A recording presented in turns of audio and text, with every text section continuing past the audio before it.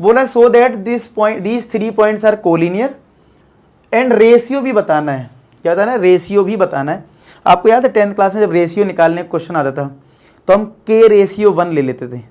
तो इस क्वेश्चन में पहले मैं रेशियो निकाल रहा हूं और बाद में आपको बताता हूं कि कोलिनियर हम कैसे प्रूव करते हैं। हालांकि कोलिनियर वाला पर्टिकुलर एक क्वेश्चन या 2 क्वेश्चन पहले भी हुए हैं, वो दूसरे मेथड से उधर हुए हैं, आप उस मेथड को भी फॉलो कर सकते हो।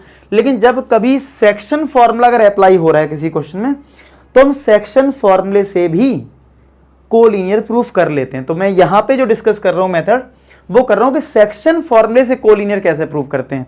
और भी मेथड हमने डिस्कस किए थे कि इसकी लेंथ निकालो, इसकी लेंथ निकालो और वो AC के इक्वल, या फिर वो छोड़ के आप AB वेक्टर निकाल लो और BC वेक्टर निकाल लो, ये कोलिनियर होने चाहिए। ठीक है, तो ये वाला मेथड मैंने लास्ट टाइम डिस्कस किया था, तो वो आप यूज कर सकते हो और आपको याद है वो, तो ठीक है।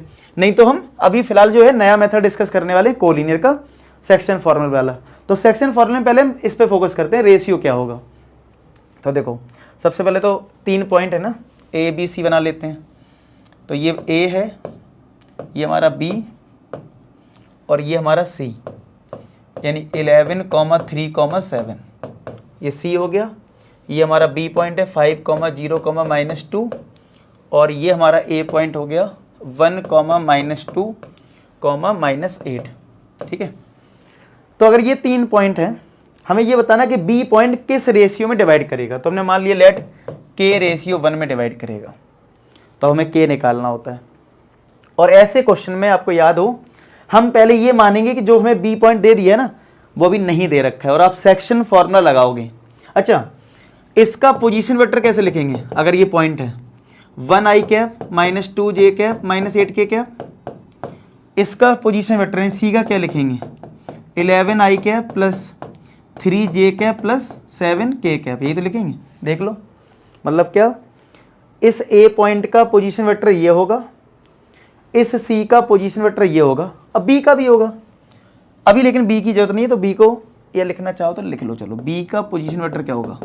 5i cap +0j cap -2k cap. ठीक है, अभी थोड़ी देर के लिए मान के चलो B नहीं है हमारे पास और हम इस B का पोजीशन वेक्टर निकालने जा रहे हैं बाय यूजिंग सेक्शन फॉर्मूला। मतलब क्या, हम सेक्शन फॉर्मूले से निकालने जा रहे हैं।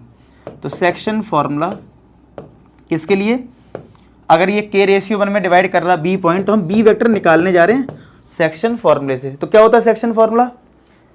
M इंटू दिस, याद है, MB वेक्टर। और मैं बोलता हूं जब हम फॉर्मूला याद करने की कोशिश करते हैं MB vector N A vector, तो कंफ्यूज रहते हैं।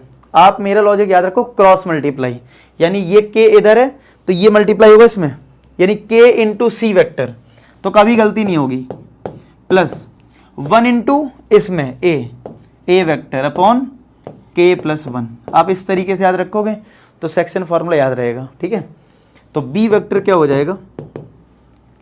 K तो हमें निकालना है, C वेक्टर कितना है? 11i cap +3j cap +7k cap.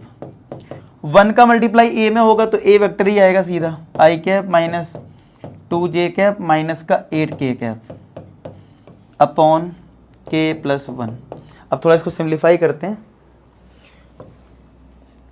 तो B वेक्टर क्या आ जाएगा? देखो, K का मल्टीप्लाई करेंगे तो 11k i cap 3k j cap +7k। अब ये K और K में कन्फ्यूजन हो जाएगी क्योंकि ये भी K और ये भी K कैप है, तो थोड़ा ध्यान रखना पड़ेगा यहाँ पे, K कैप। ठीक है, plus i cap -2j cap minus का 8k कैप अपॉन K +1। अब थोड़ा i j को सेपरेट करते हैं, तो देखो i कैप यहाँ भी और i कैप यहाँ भी है, तो 11k और यहाँ पे k i का कोफिशिएंट क्या है 1, तो i कैप।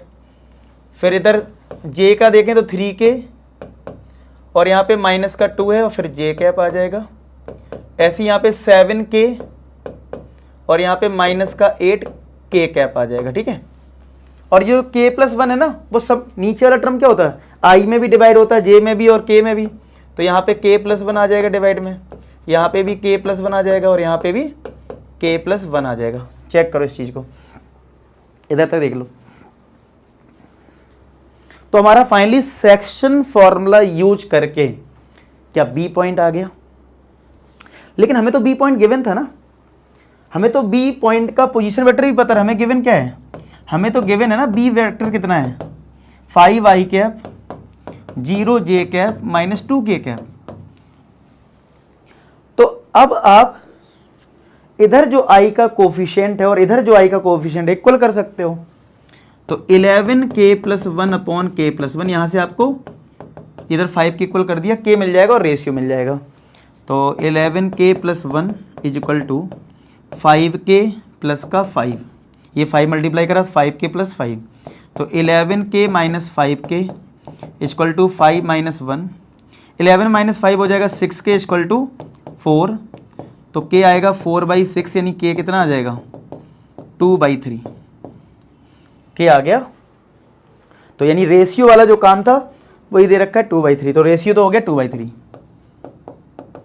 अब आते हैं कि अगर आपने रेशियो निकाल दिया है 2/3 तो अब कोलिनियर इससे कैसे प्रूफ करते हैं। अच्छा एक चीज और है, आप किसी भी एक को इक्वल कर सकते, मतलब जैसे मैंने x को इक्वल करा ऐसे आप j के कोफिशिएंट को इक्वल कर सकते हो k के कोफिशिएंट को।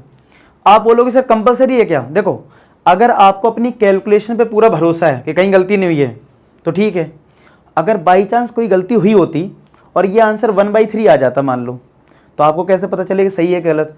तो क्या है, फिर आपने j को भी इक्वल करा और k को भी इक्वल करा इधर, तो तीनों सेम ही आते हैं। तो अगर कुछ गलत हुआ होगा तो सेम नहीं आ रहा होगा।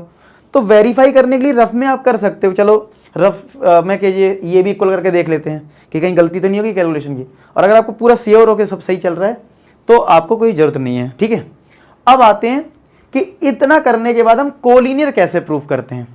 तो कोलिनियर के लिए तरीका क्या है कि हमारा जो ये j के साथ जो कंपोनेंट लिखा है, मतलब जो y, इसको हम बोल सकते हैं y कोऑर्डिनेट, जैसे x y z होता तो j के साथ क्या होता y होता ना।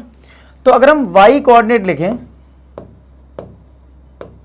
तो वो कितना है हमारा 3k - 2/k + 1, और k की वैल्यू 2/3 पुट कर दो इसमें। तो 3 × k की वैल्यू 2/3 रखी माइनस का 2/2/3 + 1, 3 से 3 कटा 2 - 2 0, तो 0/0 कुछ भी होगा 0। तो देखो ये जो कंपोनेंट था क्या वो 0 आ गया। क्या हमें क्वेश्चन में भी वो 0 दे रखा था, आप कहोगे हाँ। फिर सिमिलर आप यहाँ पे, मतलब अब मेरे पास स्पेस नहीं है, पहले आप इतना नोट कर लो, मैं साइड हो जा रहा हूँ। सिमिलर आप z कोऑर्डिनेट निकालोगे और z में हम इस k के लिए रखेंगे और देखेंगे क्या वो -2 आ रहा है, देखते हैं। तो हमने z कोऑर्डिनेट निकाला अपने उससे, तो z कोऑर्डिनेट हमारा कितना आ जाएगा इक्वल टू कितना है वैसे अभी हमारे पास जो z कोऑर्डिनेट है वो इक्वल है इसके, यानी 7k - 8/k + 1k। समझ रहे हो, z कोऑर्डिनेट किसके इक्वल है 7k - 8/k + 1k। तो 7 × k की कितनी है 2/3 माइनस का 8/2/3 + का 1। चलो सॉल्व करते हैं इसको।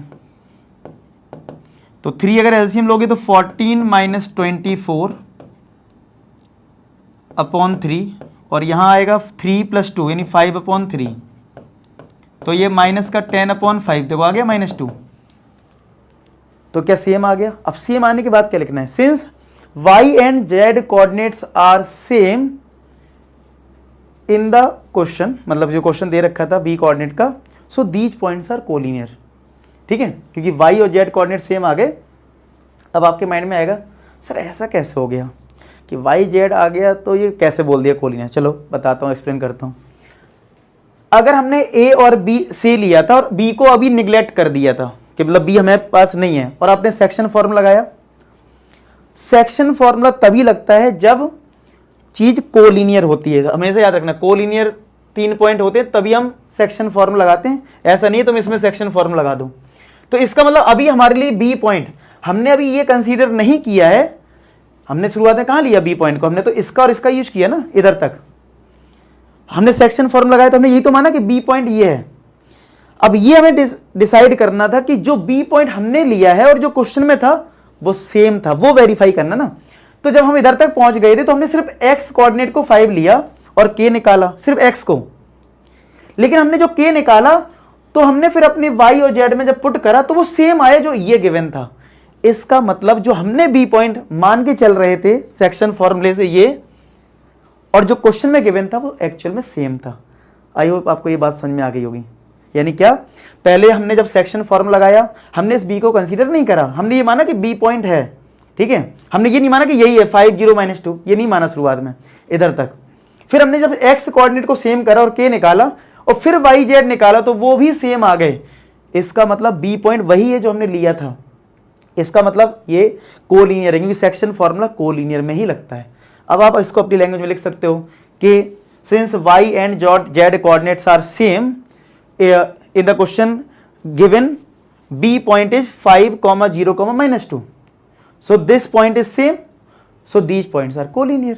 समझ रहे हो? तो ये आप अपनी लैंग्वेज में कुछ लिख दोगे, लेकिन टीचर जो मेन देखते हैं वो ये देखेंगे कि आपने पहले रेशियो निकाला, उसके बाद y कोऑर्डिनेट और z कोऑर्डिनेट निकाल दिया, y कोऑर्डिनेट z वो सेम आ गया, ठीक है, मतलब y and z coordinate is same as b vector, इसका मतलब दीज पॉइंट्स आर कोलिनियर। तो ये अपनी लैंग्वेज में आप अपने हिसाब से लिख सकते हैं, ठीक है। तो नोट कर लो इसको, नेक्स्ट करते हैं।